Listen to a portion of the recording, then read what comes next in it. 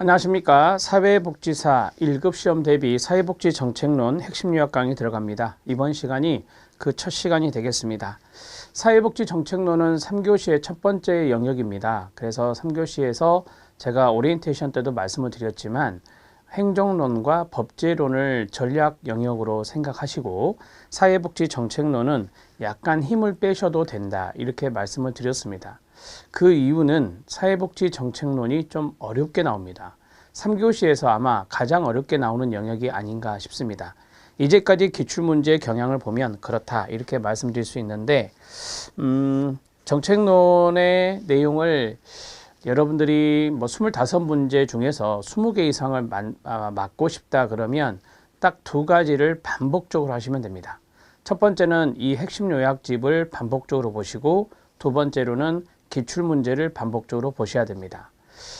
저희 나눔복지교육원에서는 나눔북 출판사를 통해서 5년치를 이제 출간할 예정입니다. 4월 초에 나올 예정인데 5년, 최근 5년인데요. 2023년, 2022년, 21년, 그 다음에 20년, 19년 이렇게 해서 5년 분량을 넣을 겁니다. 그러면 100문제가 있겠죠. 25문제씩, 125문제군요. 125문제가 있는데 그 문제들을 반복적으로 계속해서 봐주시면 되겠습니다. 그러면 분명 18개 정도는 맞출 수 있다, 이렇게 생각을 하거든요. 그리고 정책론을 공부할 때 좀 필요한 부분은 이 개념적인 용어 내용이 좀 어렵습니다. 그 용어를 잘 정리하는 것이 좀 필요하죠. 사회복지조사론도 용어 개념이 중요하듯이 정책론도 그렇습니다. 그것을 잘 정리하는 차원에서 공부를 하시면 됩니다. 자, 들어가겠습니다. 1번은 사회복지 정책의 영역이고 2번은 사회복지 정책 가치로서의 평등인데 2번 별표, 3번은 사회복지 정책 가치로서의 자유입니다.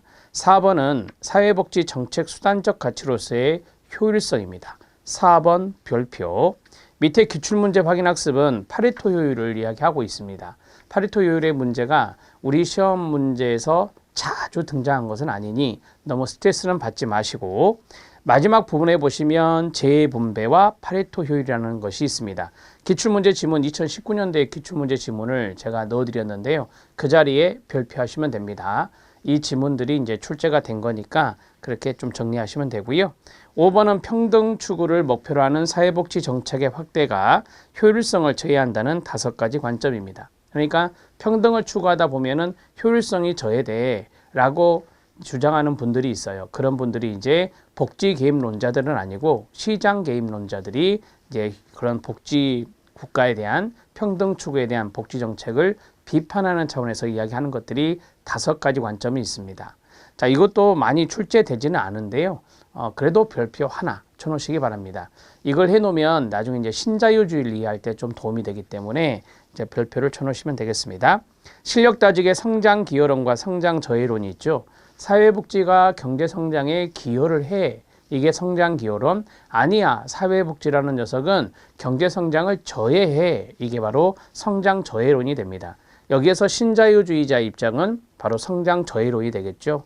자, 밑에 있는 성장 저해론, 거기에 두 번째 거 별표 하나. 우리 시험에 신자유주의가 좀 잘 나오거든요. 그래서 두 번째 거를 조금 알아놓으시면 좋겠습니다. 자, 별표를 친 것을 정리를 잘 해 놓으시는 것 잊지 않으셨으면 좋겠고요. 자, 워밍업 차원에서 1번을 보겠습니다. 사회복지 정책의 영역이 협의의 영역이 있고 광의의 영역이 있습니다. 자, 이거는 좀 암기하는 게 좀 필요해서요. 암기법을 만들었는데 첫 번째 협의 암기법이 뭐죠? 건소주 교사. 건소주 교사가 협의구나. 그 다음에 밑에 광의 암기법은 뭡니까? 노조광입니다. 자, 이 광자가 광의란 뜻이겠죠. 노조는 뭐예요? 노동과 조세가 되거든요. 그래서 아까 협의 영역에 노동과 조세가 들어가면 광의 영역이구나, 이렇게 생각하시면 됩니다. 건이 뭐죠? 건강. 소가 뭐죠? 소득. 주가 뭐죠? 주택. 교가 뭐죠? 교육. 사가 뭐죠? 사회복지 서비스입니다. 사회복지 서비스 정책까지 해서 이 5가지를 마셜이라는 학자가 협의의 정책 영역이라 이야기를 했고요. 그 다음에 노조, 광, 협의의 영역 플러스 노동정책, 다른 말로 고용정책, 고용노동부 하잖아요. 그 다음에 조세정책까지 포함하면 광의가 된다. 이거는 아직까지 우리 1급 시험에 출제된 바가 없습니다. 그래서 워밍업 차원에서 말씀을 드렸고요. 2번 들어갑니다. 사회복지정책 가치로서의 평등입니다. 3번은 사회복지정책 가치로서의 자유가 되고요.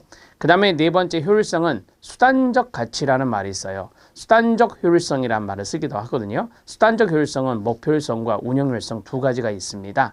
네, 그것을 이제 2, 3, 4에서 이야기하고 있어요. 사회복지 정책은 가치 중립적입니까? 아닙니다. 가치 지향적입니다. 사회복지 요소가 포함되어 있기 때문에 가치 지향적인 성격이 있다. 가치 지향적의 현관펜 밑줄 아니면 가로 묶어주시고요. 바로 위에다가 가치 중립적 X라고 쓰면 됩니다. 우리 시험에 여러 번 나왔어요. 가치 중립적인 게 아니라 가치 지향적이다. 이렇게 정리하시면 됩니다. 사회복지 요소가 있는 것은 가치 지향적이에요. 사회복지 행정도 그래요. 사회복지 정책도 그래요. 사회복지 실천도 그렇고요. 자, 그 다음에 수량적 평등이 있습니다.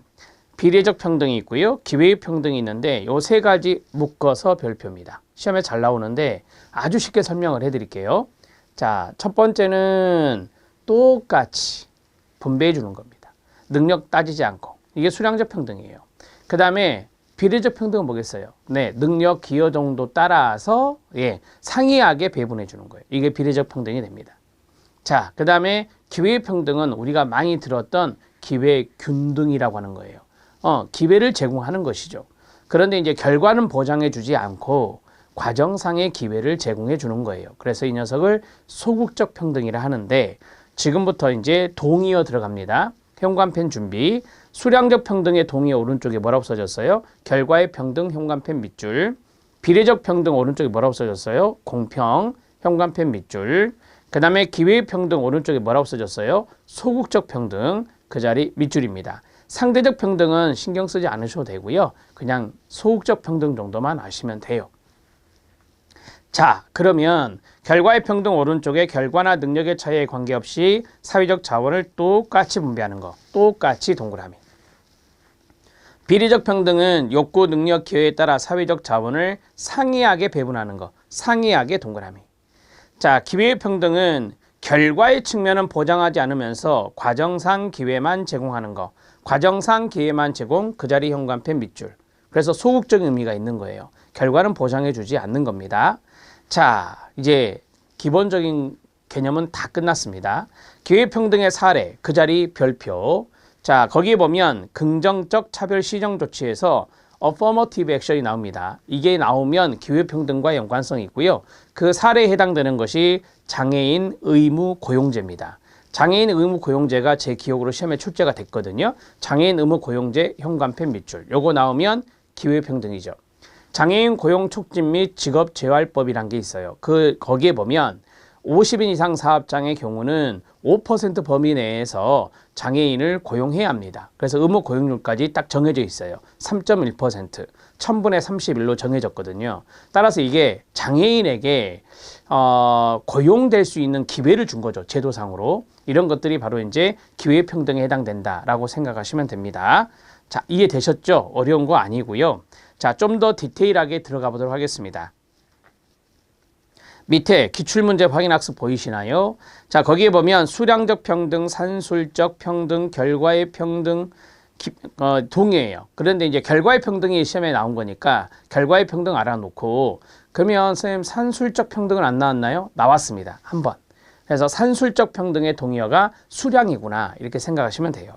자, 수량적 평등의 개념은 위에서 말씀드렸어요. 모든 사람을 똑같이 취급하여 사람들의 욕구, 능력, 기회의 차이에 관계없이 사회적 자원을 똑같이 분배하는 거다라고 해요. 양가로 2번 별표. 사회복지 정책의 의미에는 뭐가 있느냐? 소득 재분배를 목표로 빈곤한 사람에게 능력이나 기회에 상관없이 사회적 자원을 배분한 노력에서 찾아볼 수 있죠. 여러분, 우리 공공부조 제도가 있잖아요. 공공부조 제도는 기여하지 않습니다. 그렇죠? 네. 그 다음에 뭐 능력 따지지 않습니다. 좀 이렇게 어려운 분들에게 주는 거잖아요. 그래서 능력이 있어야 주는 거냐? 그건 아니다라고 하는 거죠. 자, 그래서 국민기초생활 보장법에 의한 공공부조 급여가 바로 이제 수량적 평등에 해당될 수 있습니다. 근데 조금 더 쉽게 말씀을 드리면 그 생계급여라고 하는 것이 최저보장 수준이 있거든요. 그래서 최저보장 수준까지 딱 정해놓고 그 수준에 해당되는 것까지 사람들에게 급여를 드리는 거예요. 그래서 이게 바로 이제 수량적 평등이다. 이렇게 말씀드릴 수 있죠. 그 범위 안에서만 생계급여를 드린다라고 보시면 됩니다. 이건 뒤에서 또 최저보장 수준에 대해서 말씀을 드릴 겁니다. 자, 그 다음에 비례적 평등이 있는데 비례적 평등은 개인의 욕구, 노력, 능력, 기여에 따라 사회적 자원을 상이하게 동그라미 다르게 배분하는 거다. 그래서 우리가 평등의 개념으로 이제 상정하는 건데 이것이 이제 공평과 동의어다 이렇게 말씀을 드렸었습니다. 사회복지 정책적 의미입니다. 사회보험과 같이 사회보험의 동그라미 보험료를 많이 내면은 국민연금 같은 경우 많이 받잖아요. 적게 내면 적게 받고 사회보험과 같이 보험료를 많이 낸 사람에게 더 많이 급여하는 방법 등에서 찾아볼 수 있다. 그래서 사회보험에서 적용하고 있는 소득 비례 원칙 이게 바로 이제 공평, 형평, 비례적 평등과 연관성이 있겠습니다. 자, 열등초우 원칙 시험에 나왔거든요. 별표 쳐주시기 바랍니다. 열등초우 원칙은 정책에서 아주 많이 나오는 단어 중에 하나인데요. 국가로부터 복지급여를 받는 사람의 이 급여 수준이 최하위 임금 노동자가 있잖아요. 최하위 임금 노동자는 국가로부터 복지급여를 받지 않는다고 가정했을 때 최하위 임금 노동자의 임금 수준보다 이 복지급여가 높아서는 안 된다. 소득 계층 간의 역전 현상이 발생하면 안 된다라고 하는 것이 열등초우죠. 이게 바로 공평한 거죠. 이게 형평성의 원칙을 반영한 거예요. 그래서 오른쪽에 보면 비례적 평등, 공평을 반영한 거다. 현관편 밑줄 쫙 그어주세요. 이 타이틀이 시험에 나온 거니까요.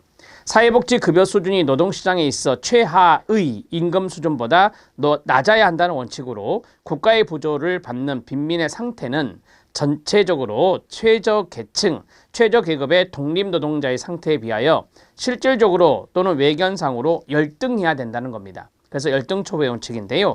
이는 1834년 영국의 신빈민법, 개정구빈법이라고도 하는데 신빈민법에 도입됐습니다. 사회복지 주요 원칙 중에 하나로 강조되고 있는 것이 바로 열등초우입니다. 자, 이제 기회평등합니다. 과정상 기회를 제공한다 그랬죠. 그래서 개념 그 자리 별표 이게 좀 시험에 잘 나오거든요. 시작.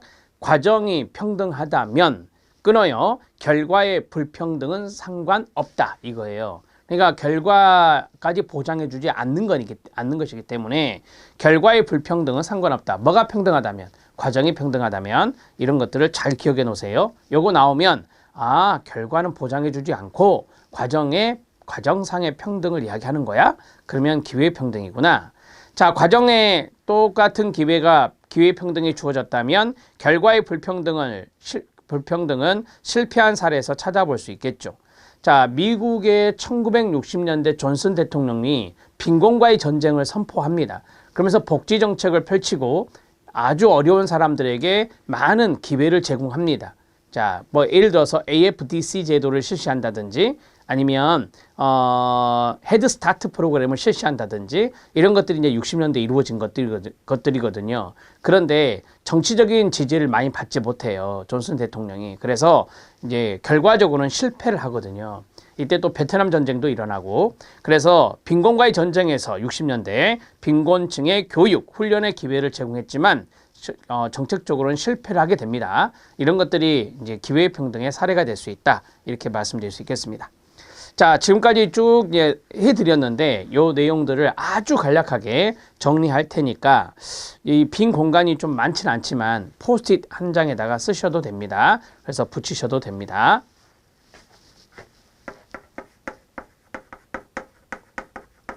자, 수량적 평등은 동의어가 결과의 평등 정도 하시면 돼요. 이게 많이 나오거든요.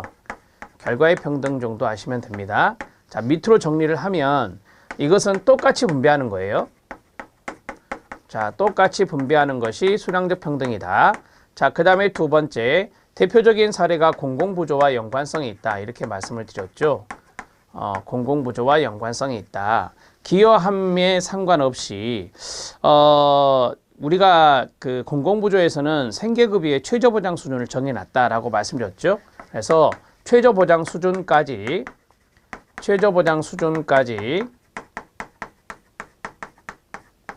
똑같이 이제 급여를 제공한다라고 하는 거예요. 최저보장을 넘지는 않거든요. 그래서 최저보장 수준까지 똑같이 급여를 드린다 이렇게 보시면 됩니다. 이게 이제 사례가 될 수 있다 이렇게 정리할 수 있고요. 자, 그 다음에 이제 두 번째 비례적 평등이 있습니다. 자, 비례적 평등은 공평과 동의어가 된다 이렇게 말씀드렸어요. 자, 이것은 상이하게 분배한다 이렇게 말했죠. 그러니까 기여 정도에 따라 능력에 따라 욕구에 따라 상이하게 분배하는 거다. 여기에 대표적인 건 사회보험인데요. 자, 사회보험은 기여를 많이 하면 급여를 많이 받게 돼 있어요. 그 대표적인 사례가 뭐예요? 네, 국민연금제도죠. 우리나라 제도에 국민연금 제도가 있습니다. 그게 이제 사회보험이 사례가 된다 이렇게 말씀드릴 수 있겠습니다. 자, 그 다음에 이제 세 번째가 기회의 평등이었습니다. 세 번째가 기회의 평등인데, 자, 이 기회의 평등은 소극적 의미가 있어서 소극적 평등이다 이렇게 이야기합니다. 소극적 평등.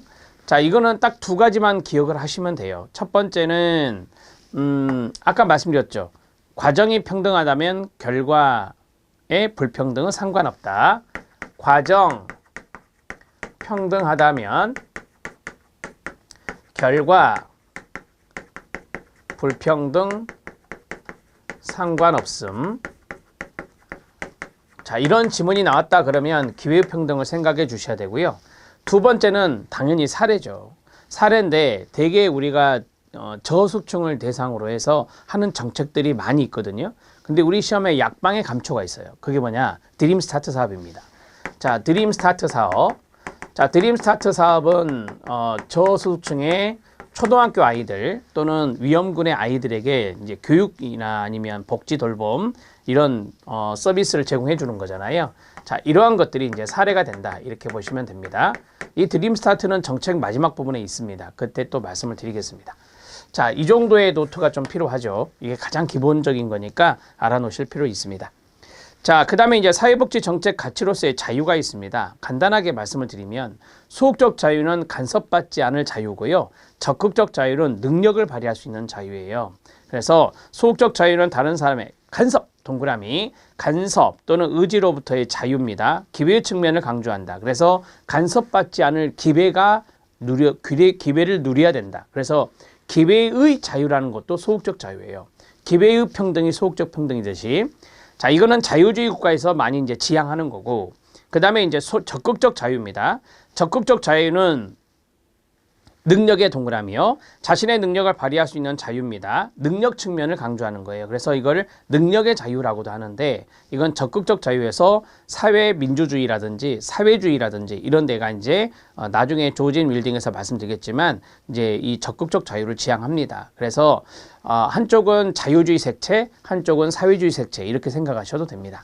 자, 그 다음에 네 번째 들어가기 전에, 자, 네 번째 들어가기 전에 이것을 좀 정리를 하고 가죠. 이 자유와 평등을 엮어서 시험 문제 낸 적이 있거든요. 딱 두 개의 지문만 가르쳐 드릴 테니까 여러분들이 OX로 해보세요. 이거는 그 자유 위쪽이나 아래쪽에 쓰셔도 돼요. 두 줄만 필요하니까. 결과의 평등 추구, 줄긋고 부자들의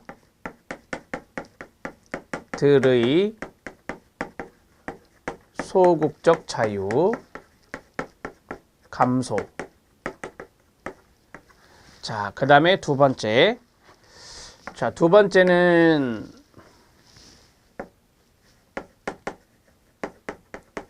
기회의 평등 추구, 빈자들의 적극적 자유 증진. 가로. 자, OX로 해보세요. 이게 시험에 좀 여러 번 나왔던 지문이거든요. 결과의 평등을 추구할 때 부자들의 소극적 자유가 감소할까요? 여러분, 결과의 평등을 추구하려면 모든 사람에게 똑같이 분배하는 거잖아요. 그러면 부자들이 세금을 많이 내야 됩니다. 맞죠? 세금을 걷어서 평등을 추구하는 거니까. 그럼 부자들이 간섭을 받게 돼요. 부자들이 간섭을 받게 된다고요. 간섭을 받으면 소극적 자유는 어떻게 돼요? 감소하죠. 간섭받지 않을 자유가 소극적 자유니까. 그러면 간섭을 받게 되면 소극적 자유는 침해되는 거죠. 이 자리에 침해라는 단어로 쓴 적도 있어요. 침해된다, 감소된다, 똑같은 말이에요. 자, 그 다음에 이건 쉽죠. 자, 기회의 평등을 준다. 가난한 사람들에게 기회를 제공한다 생각해 보세요. 그러면 가난한 분들은 능력을 발휘할 수 있을까요? 네, 기회를 줬으니까. 그래서 빈자들, 가난한 사람들의 이게 뭐였죠? 능력을 발휘할 수 있는 자유라겠잖아요. 그래서 적극적 자유가 높아질까요? 증진될까요? 네, 맞습니다. 옵니다. 이 두 가지 잘 이해해 놓으시고 공부하시면 됩니다. 이제 효율성에 대한 이야기를 하겠습니다. 효율성은 우리가 이제 수단적 효율성이라는 게 있어요. 그래서 두 가지로 나누어서 말씀드리면 수단적 효율이라는 게 있고 파레토 효율이라는 게 있어요. 수단적 효율과 파레토 효율이 있는데 우리 시험에 압도적으로 이 녀석이 많이 나옵니다. 이 녀석이 많이 나오고 자, 이 녀석은 이제 마지막 부분에 제가 파레토 효율에 나왔던 지문들을 쭉 넣어드렸는데 그 정도 내용만 숙지하시면 될 것 같아요. 자, 파레토 효율은 수단적 효율은 두 가지가 있어요. 첫 번째로는 목표율성이 있고요. 첫 번째로는 목표율성이 있고 많이 들어보셨죠? 목표율성의 동의어가 대상효율성입니다. 대상효율성. 그 다음에 두 번째가 이제 운영효율성이에요. 운영효율성이다. 이렇게 두 가지를 정리할 수 있거든요. 자, 그러면 자, 목표율성 같은 경우는 어떤 타겟이 있겠죠. 목표 대상이 있어요. 목표 대상이 있는데 그 목표 대상을 선정을 해서 그 사람들에게 제한된 자원을 집중적으로 할당하는 거예요. 그게 이제 목표율성이죠.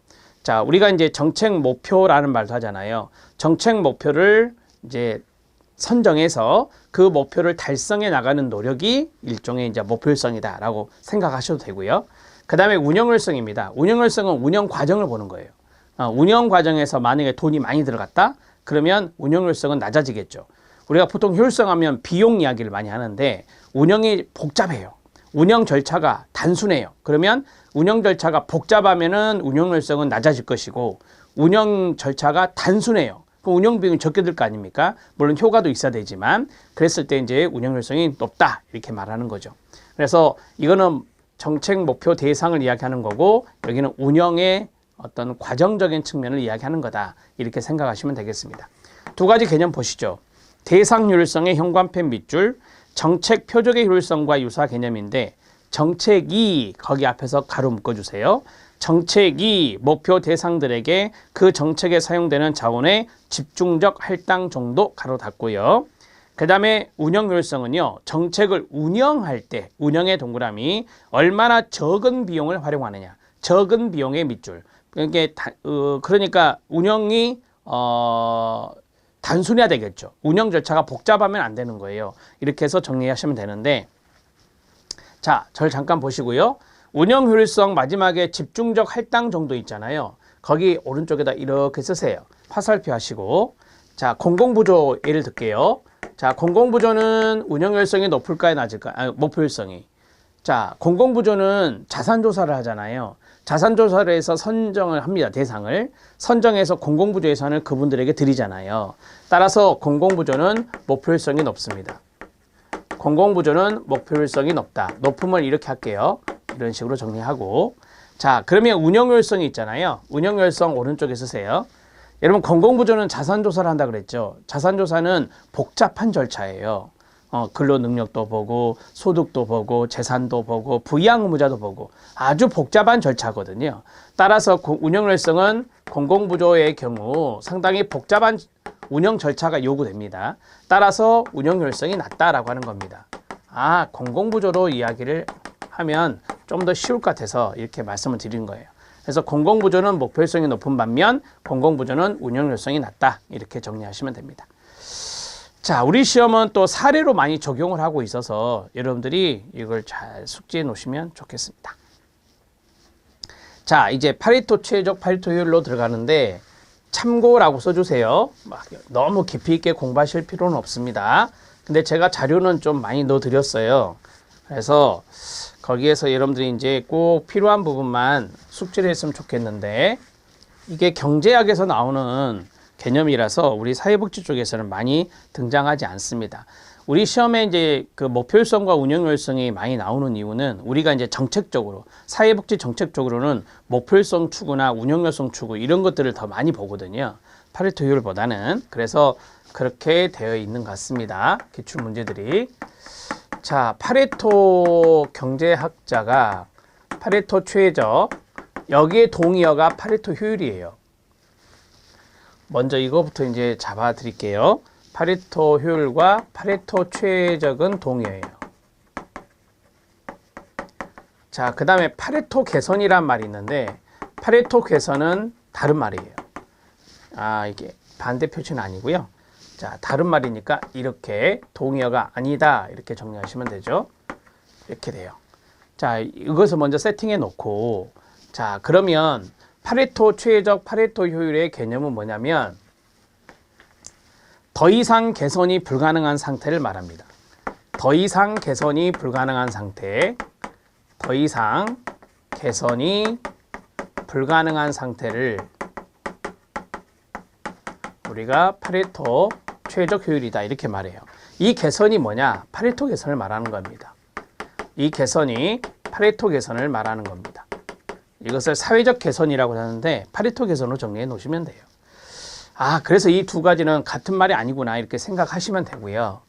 자, 제가 이제 파레토 최적이나 파레토 효율이라는 단어의 개념을 잡을 때 꼭 이걸 기억하셨으면 좋겠다 해서 써드린 거예요. 같이 읽어보세요. 시작. 더 이상 개선이 불가능한 상태라고 해요. 그러면 파레토 개선이 뭐냐? 손해보는 사람이 없는 거예요. 다 이익을 보는 거거든요. 그래서 특정한 사람의 효용을 감소시키지 않으면서 다른 사람의 효용을 증가시키는 거예요. 이 말이 좀 어렵죠. 특정한 사람의 효용을 감소시키지 않으면서 다른 사람의 효용을 증가시키는 거라 손해보는 사람이 없는 거예요. 그렇죠? 파레토 개선은 손해보는 사람 없어요.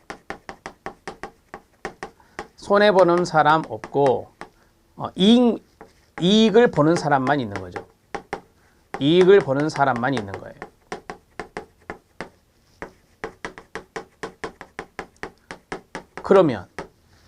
그러면 개선이 불가능한 상태가 이거라 있죠. 개선이 불가능하다. 이게 불가능하다는 소리는 뭘까요? 손해보는 사람이 있다는 거예요. 손해보는 사람이 있다는 거예요. 그래서 특정 사람의 효용이라는 것을 좀 쉽게 말하면 만족감? 이렇게 생각하시면 돼요. 특정 사람의 효용을 증가시키기 위해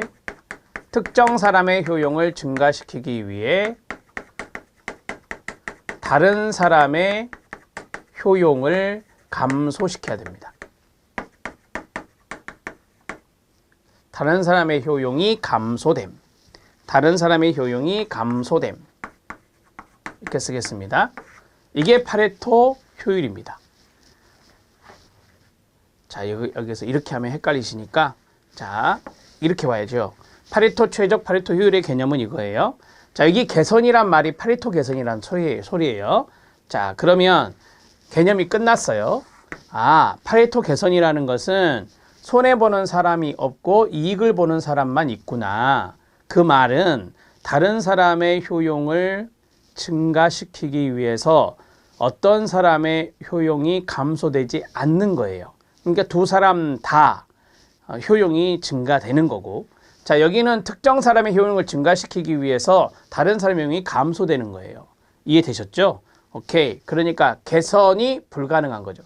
개선이 이거고 이거는 개선이 아니잖아요. 그래서 개선이 불가능한 상태를 파레토 최적 효율이라 한다. 이게 가장 기본이에요. 이 기본적인 것을 알아놓으셔야 된다는 거. 자, 먼저 그래서 설명해 드렸습니다. 1번 파레토 최적과 파레토 효율은 동일한 개념으로 파레토 최적이란 시작 한정된 자원이 가장 효율적으로 배분된 상태를 말합니다. 파레토 최적의 개념은 이탈리아 출신 경제학자 파레토가 고안한 개념입니다. 파레토 최적이 이루어지려면 생산의 효율과 교환의 효율 두 가지 측면에서 다음의 조건이 충족되어야만 합니다. 자, 밑에 있는 두 가지는 안 보셔도 돼요. 경제학 논리라서 이거는 안 보셔도 되고요. 자, 거기에서 2번만 봐주세요. 교환의 효율이 있어요. 거기 보면 한 사람의 효용을 증가시키기 위해 다른 소비자의 효용을 감소시키면 안 된다. 감소시키지 않으면 안 된다. 감소시켜야 된다는 소리예요. 다시 읽어드릴게요. 지금 이거잖아요. 이거예요. 다시 교환의 효율에 대해서는 한 사람의 효용을 증가시키기 위해서 다른 소비자의 효용을 감소시키지 않으면 안 된다. 감소시켜야 한다는 거예요. 감소돼야 된다는 것이 파레토 효율, 파레토 최적의 기본 전제가 됩니다.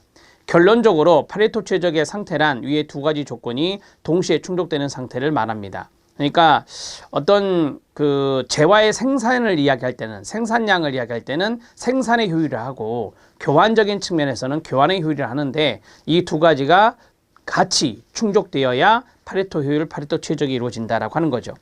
파레토 최적은 자원의 합리적인 배분을 뜻하는 것이다. 유한한 자원이 최적으로 배분된 상태, 즉 사회적 효용, 사회 후생이라고 하는데요. 가장 만족할 만한 상태로 달성된 상태라고 이야기합니다. 그래서 우리가 파레토 최적이나 파레토 효율은요, 여러분들이 알다시피 사회적 효용이 가장 만족할 만한 상태로 달성된 것이 쉽지 않잖아요. 그래서 완전 경쟁 시장에서나 달성될 수 있는 것이 바로 이제 파레토 효율이다, 파레토 최적이다 이렇게 이야기합니다. 파레토는 손해를 보는 사람이 없고 이익을 보는 사람만 있다 이거죠. 손해 보는 사람이 없고 이익을 보는 사람만 있는 것이 사회적 개선, 파레토 개선을 말합니다. 파레토 개선이라고 합니다. 더 나아가 더 이상의 파레토 개선이 여기요. 더 이상의 파레토 개선이 불가능한 상태를 뭐라 한다? 파레토 최적이라고 지칭을 합니다. 자, 이해되시죠? 자, 넘기시고. 자, 그 다음에 경제학적으로 파레토 효율은 파레토 개선이 불가능한 상태를 말합니다. 반대로 파레토 개선이 가능한 사회적 상태를 파레토 비율이라고 하는데 이거 신경 쓰지 마세요. 앞에 있는 것만. 파레토 효율은 개선이 불가능한 상태. 시작. 파레토 효율은 개선이 불가능한 상태. 이 정도만 기억하시면 돼요. 자, 됐고 9번을 보면 경제학자들은 앞에서 말씀드렸던 교환의 효율성이나 생산의 효율성이나 자원 배분의 효율성이 보장되는 완전 경쟁 시장에서 파레토 최적이 달성된다고 이야기합니다. 여러분, 우리 자본주의 시장이 완전 경쟁 시장인가요? 아니요. 불안정 경쟁 시장이잖아요. 대기업에서 많이 이제 독점하는 것도 있고 그러잖아요. 이런 게 다 불안정 경쟁 시장이거든요. 따라서 파레토 최적, 파레토 효율의 개념은 완전 경쟁 시장에서 달성된다고 보기 때문에 앞에서 말씀드렸잖아요. 교환의 효율이나 생산의 효율이나 자원 배분의 효율이 보장되는 것이 파레토 효율이라고. 그래서 파레토 효율은 완전 경쟁 시장에서 이제 이루어질 수 있는 것이다. 이렇게 이야기를 하는데 우리는 이제 불안정 경쟁 시장이다 보니 이게 조금 현실적으로 어렵다라는 말이 나오는 거예요. 자, 이제 밑에 있는 박스는 참고하시고요. 자, 그 다음에 어디를 보시냐면 이거를 이제 다 볼 시간 없으니까 그냥 참고만 하셔도 된다고 제가 말씀을 드렸잖아요. 쭉 내려오시면 15번에 결론적으로 찾았죠. 결론적으로 파레토 개선은 하나의 자원 배분 상태에서 어느 누구에게도 손해가 가지 않게 하면서 최소한 한 사람 이상에게 이득을 가져다 주는 변화라고 말할 수 있고요. 끌어주세요. 그러니까 손해보는 사람이 없는 거예요. 쉽게 말하면. 파레토 최적, 파레토 효율이란 파레토 개선이 불가능한 상태다. 다른 사람에게 손해가 가지 않도록 하지 않고서는 어떤 한 사람에게 이익이 되는 변화를 만들어내는 것이 불가능하다. 이게 무슨 말이죠? 그렇죠. 어느 한 사람에게 손해가 가도록 하지 않고서는 그 말은 손해가 가야 된다는 거예요. 효용이 감소돼야 된다는 거예요. 쉽게 말하면 그렇게 해서 어떤 한 사람에게 이득이 되는 변화를 만들어내는 것이 불가능하다. 이렇게 이야기하는 겁니다. 자, 됐습니다. 이 정도 정리하시면 되고요. 자, 밑에 보시면 우리가 이제 시험 문제 풀 때 도움이 되는 게 하나 더 있어요. 그게 뭐냐면 효율적인 상태란 경제학에서 파레토 최적 상태를 이야기하는 건데 어떤 사람의 자원을 같이 읽으세요. 거기 시작. 어떤 사람의 자원을 줄이지 않고서는 다른 사람의 자원을 증가시키는 분배 변화가 불가능하다. 자, 이게 무슨 말이에요? 그렇죠. 한 사람이 희생해야 된다는 거예요. 다른 사람의 효용을 증가시키기 위해서는. 그게 바로 파레토 효율이라고 배웠잖아요. 아까. 오쿤이라는 학자가 있어요. 오쿤은 평등과 효율을 이야기할 때 서로 상충되게 이야기를 해요. 자, 쉽게 말하면 이거죠. 평등을 추구하다 보면 효율이 떨어지고, 효율을 추구하다 보면 평등이 희생하고, 이런 것들을 이제 오쿤은 이 평등과 효율의 관계를 서로 상충적으로 봤어요. 상충적을 트레이드 오프라고 해서 대체적이란 말도 쓰기도 해요. 자, 그러면 여러분들이 이제 생각을 할 때 여기서 효율이란 뭐냐면, 네, 파레토 효율을 생각하면 돼요. 파레토 효율을 생각하면 돼요. 자, 그 효율이란 단어를 쭉 왼쪽으로 빼세요. 그 효율이란 단어를 쭉 빼세요. 이게 파레토 효율로 생각하시면 돼요. 그래서 평등과 효율, 파레토 효율의 관계에서 평등을 확대하면 효율이 줄어들고, 효율을 늘리면 평등이 감소하는 식의 상충적인 면을 오쿤이라는 학자는 강조를 했어요. 평등과 효율은 1차적으로 각각 독립적인 목표로 설정되는 것이고 별도로 추구해야 될 과제라고 합니다. 평등과 효율의 관련성을 볼 경우는 상호 보완적인 측면도 분명히 있을 건데, 상호 보완적인 측면과 상호 충돌하는 면을 균형감 있게 인식할 필요가 있습니다. 그런데 오쿤의 논의에서는 평등과 효율을 어떻게 봤다고요? 상호 보완적인 측면은 경시가 되고 평등을 늘리는과 동시에 효율의 향상에 크게 기여하는 면이 있다는 것을 간과했다는 거예요. 그래서 제가 앞에서 그랬잖아요. 오쿤은 이 두 가지를 상충적으로 봤다, 이렇게 말씀을 드렸죠.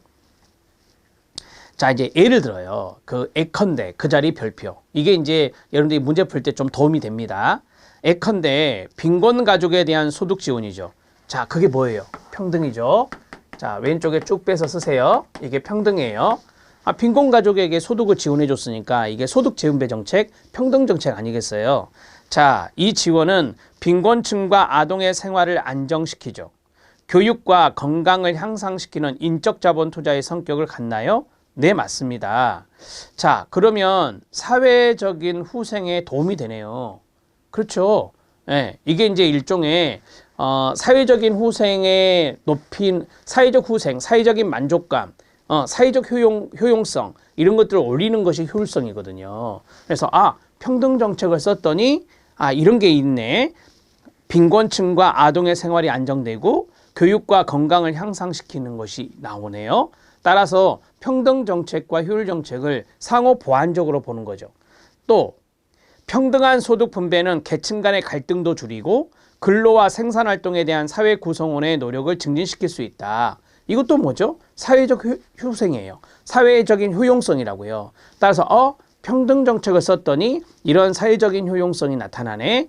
이게 효율성이다. 그래서 이게 상호 보완적이다라고 하는 거죠. 그 다음 복지 지출은 또한 세계화 등으로 인한 경제 변동의 피해자를 돕는 기능을 하고 더 나아가서는 환경 변화에 대응한 경제구조 조정을 쉽게 한다. 사회 안전망이 강화되어서 해고 근로자에게 생활 안정을 보장해 줄 수 있다면 기업의 구조 조정도 한층 원만하게 진행될 수 있을 거다.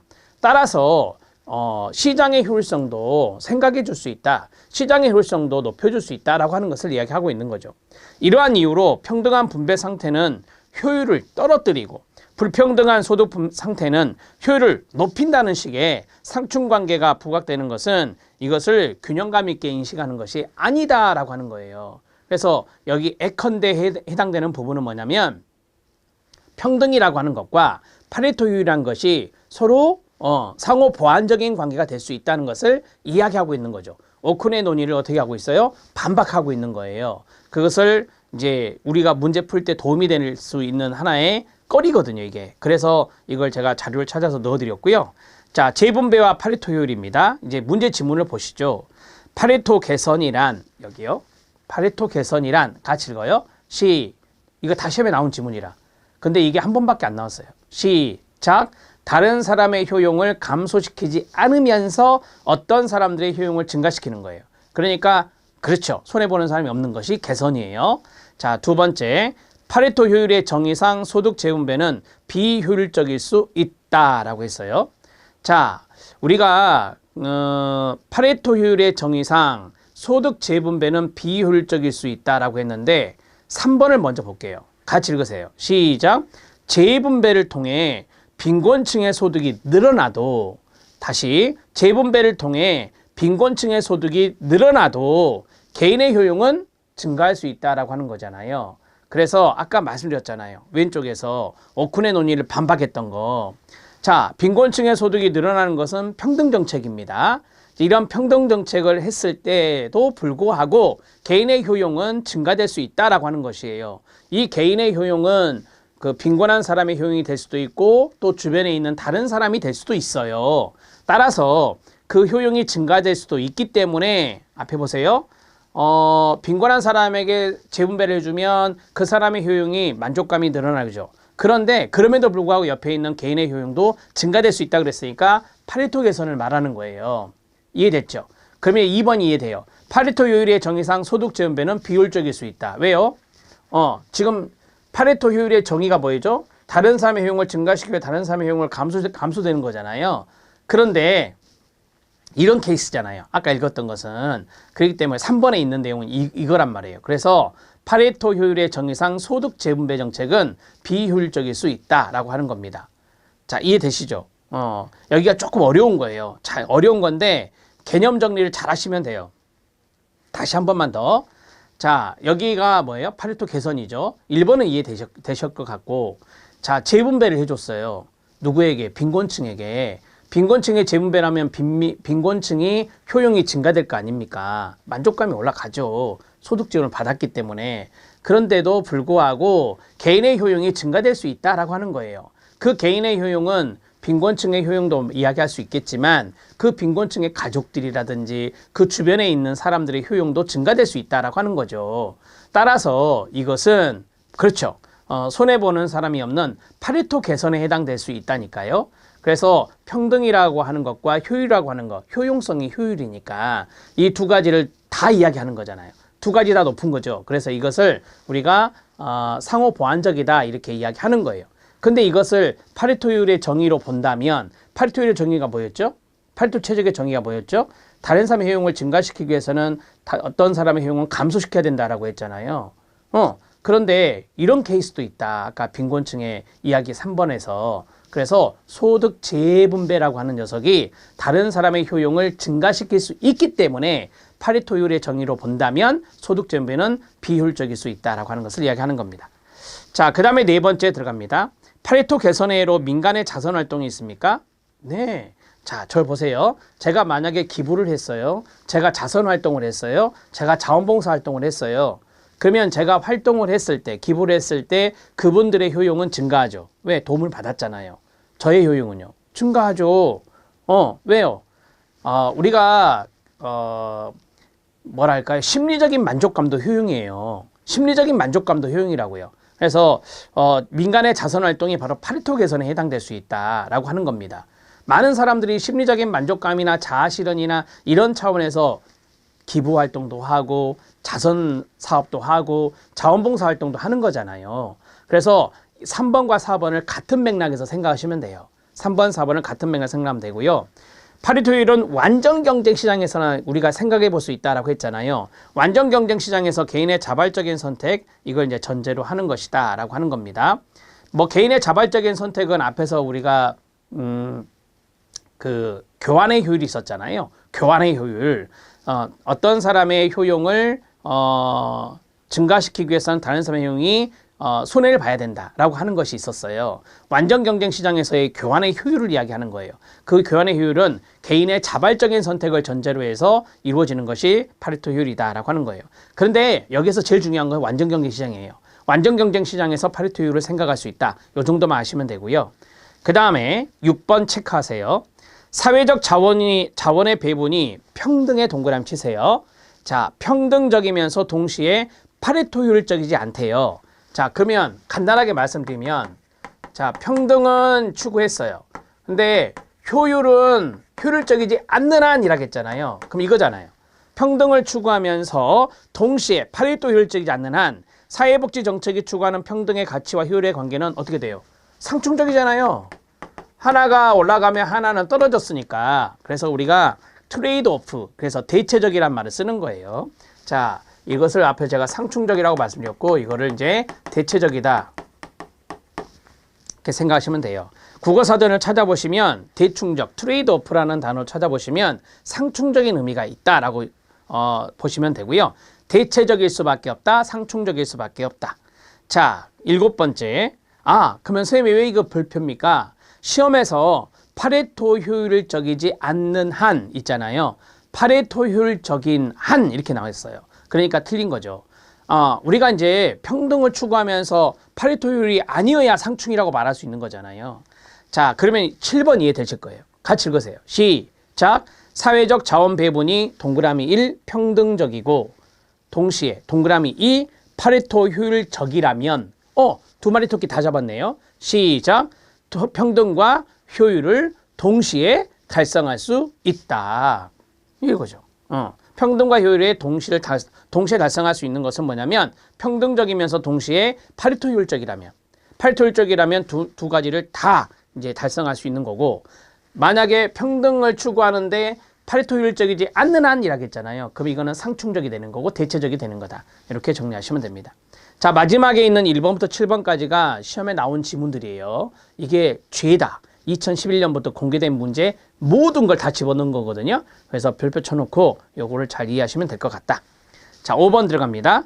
평등 추구를 목표로 하는 사회복지 정책의 확대가 효율성을 저해한다는 5가지 관점이 있다. 자, 위에다 써주세요. 신자유주의.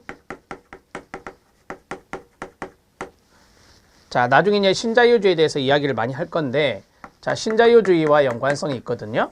신자유주의 이렇게 정리를 하십시오. 자, 신자유주의자는 시장 개입론자예요. 시장 개입론자들인데 시장을 중요하게 생각한다라고 하는 거죠. 복지는 좀 줄이자라고 하는 거예요. 이 사람들이 이야기하는 게 성장 저해론이거든요. 성장 저해론이에요.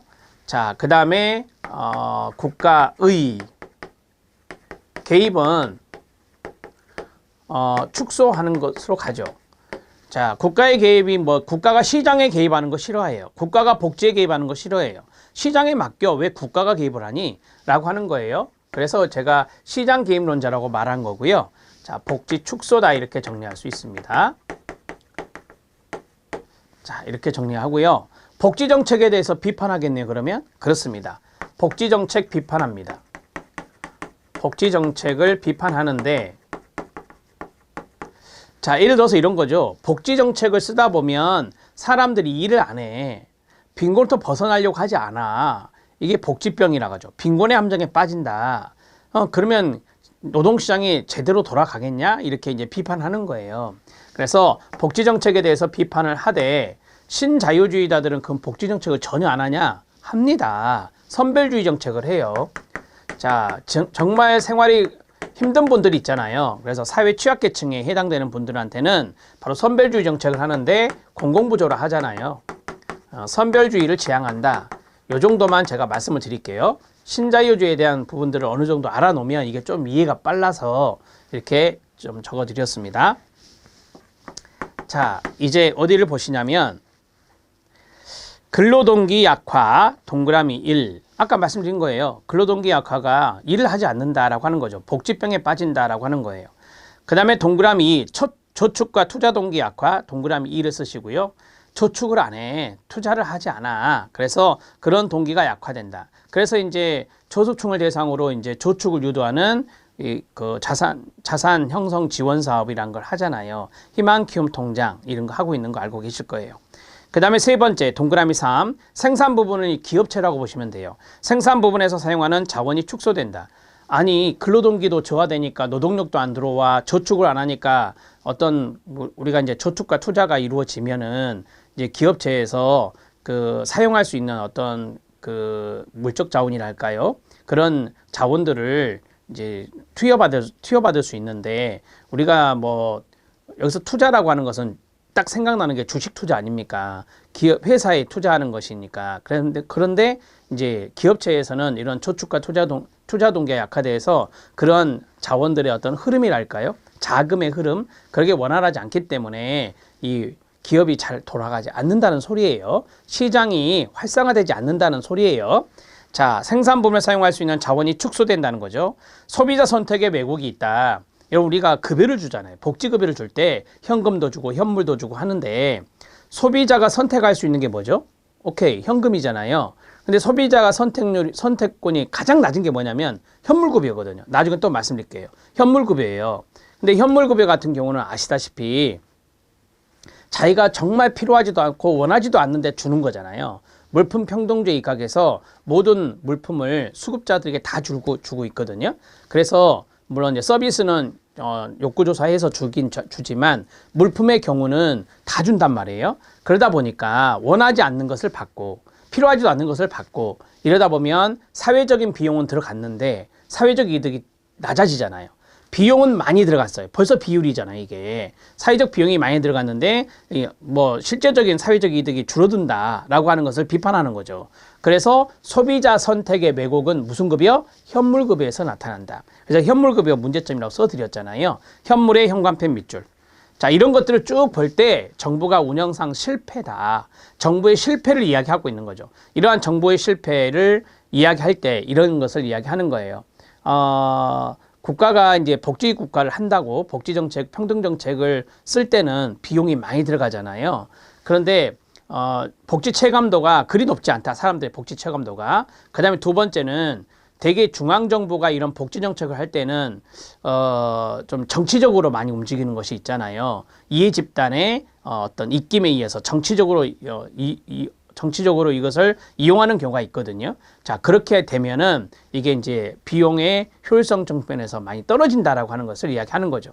제가 될 수 있으면 좀 설명을 많이 해드리려고 노력하고 있어요. 이게 이제 나중에 신자유주의에서 조금 중요한 그 이해 발판이 되기 때문에 좀 설명을 해드리고 있습니다. 자, 그러면 밑에 실력 따지기 보시죠. 성장 기여론이 있어요.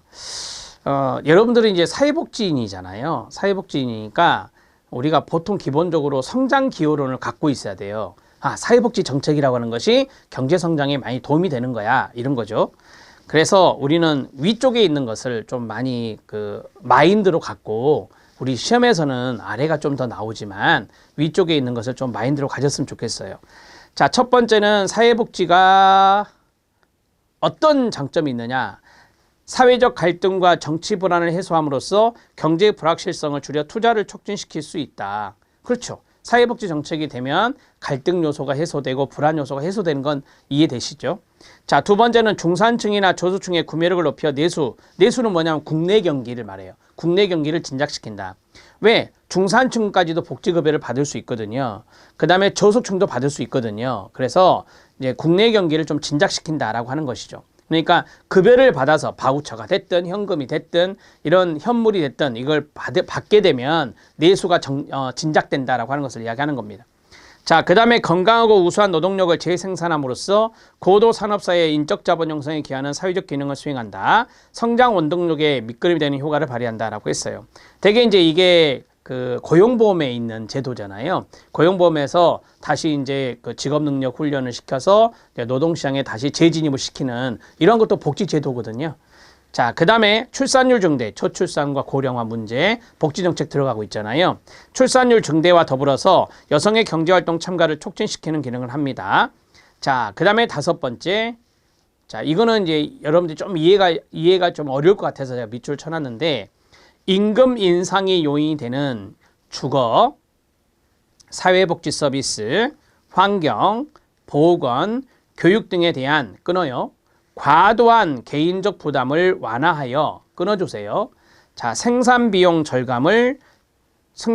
절감시킬 수 있다라고 했거든요. 자, 여기 생산비용에 인건비를 써보세요. 생산비용의 인건비가 대표적이잖아요. 인건비. 자, 여러분. 자, 보세요. 주거라든지 복지 서비스라든지 환경이라든지 보건은 이제 의료잖아요. 그 다음에 이제 교육이 있다. 그러면 이게 이제 비용이 개인이 부담하잖아요. 개인의 부담이 늘어나게 되면 임금이 상승해야 돼요. 임금이 상승해야 이런 것들을 커버할 수 있거든요. 근데 복지정책에서 이걸 해주네. 복지정책에서 이걸 해줘요. 그러면 복지정책에서 해주면 개인의 부담은 줄어들게 되죠. 그래서 인건비가 많이 오르지 않아도 되는 거예요. 이게 바로 생산 비용을 절감할 수 있다는 장점이 되는 거죠. 자, 이해되셨죠? 자, 이게 조금 이해가 어려워서 제가 밑줄을 쳐놓은 겁니다. 5번만 체킹해 주시면 돼요. 자, 성장 저해론 들어가겠습니다. 성장 저해론의 2번 봐주세요. 2번을 보면 사회복지가 자원을 탈산업화시킨다라고 해요. 이게 말이 좀 어렵죠. 사회복지 제도를 하다 보니 자원을 탈산업화시킨다는 것은 아까 말씀드린 대로 생산 부분에서 사용할 수 있는 자원의 그것이 축소된다라고 하는 거잖아요. 그래서 자원을 탈산업화시킨다는 것은 산업 현장에서 자원이 빠져나가는 거예요. 노동력도 빠져나가고 자금도 빠져나간다라고. 자금이 잘 회전이 안 된다는 소리거든요. 그래서 아까 말씀드렸던 걸 다시 말씀드리면 근로동기가 저하되고 저축과 투자 동기가 약화된다는 것이 그 밑에 나와요. 자, 사회복지가 자원을 탈산업화시킨다. 거기 나오는데 탈산업화란 노동과 바로 위에 보면 탈산업화, 파업에 대한 국가보조, 투자 저해, 그 다음에 근로의욕 감소 이게 나오잖아요. 제가 뒤에 나온다고 말씀드렸던데 위에 한꺼번에 쭉 정리가 됐네요. 자, 탈산업화란 노동과 자본 같은 자원을 부를 창출하는 제조 부분과 같은 시장 지향적인 분야에서 사회복지와 같은 비시장 지향적으로 이전하는 것을 탈산업화 이렇게 말합니다. 우리가 보통 산업화하면 제조 부분을 많이 생각을 하잖아요. 따라서 시장 지향적인 분야에서의 생산성이나 자본 축적이 저하된다라고 하는 겁니다. 반생산적이다라고 하는 거죠. 경제 성장에 있어서 필수적인 생산성과 자본 축적을 저하시키기 때문에 사회복지는 경제 성장을 저해시킨다라고 하는 겁니다. 자, 그 다음에 파업 중인 근로자에게 사회복지 급여가 들어간다고 가정해 보세요. 그럼 파업이 장기화되잖아요. 파업이 장기화되면은 경제 성장은 어려워지겠죠.